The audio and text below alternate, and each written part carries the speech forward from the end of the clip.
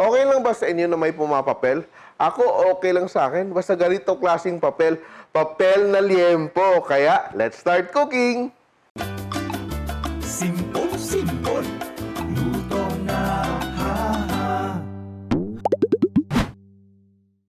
So, ito yung gagamitin natin, no? Yung very thin cuts of pork belly. Importante yung layers niya, no? Fat, karne, ganun siya.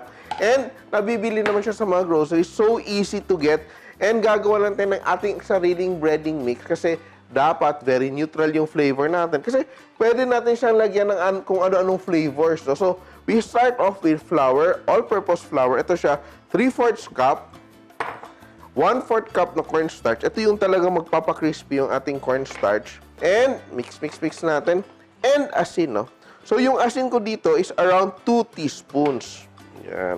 So, ito, we want the saltiness na tamang-tama lang siya na lalabas yung flavor. Ayaw nating maalat kasi pwede naman siyang lagyan ng seasoning mo after, di ba? It's cooked. Black pepper.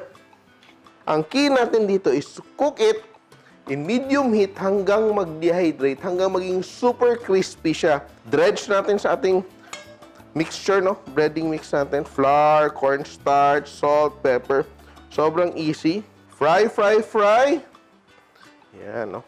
And the key is not to overcrowd your pan. Kasi if you overcrowd your pan, and you actually don't have to worry kung luto siya. Kasi sa sobrang nipis niya, siguradong luto siya. Ang ating hinahabol, ang yung crispiness na lang niya. Look at that, no? Yan. So, while napiprito yung ating papel na liempo, eto siya. Don't forget to grab a copy of our simple cookbooks. Maraming recipe to. Very simple. That will really help you cook delicious food and become better cooks. So, ating books available sa Lazada and Shopee and of course, National Bookstore. Yan, no? So, look at that, no? So, crispy na siya. Tatabi natin yan. Look at that, no? Yan. Very convenient. Gagawa ko isang batch. Ang gusto ko dito, dalawa lang na flavor. Very crispy, oh. Yan. Ang isa, gagawin ko siyang barbecue. Yan.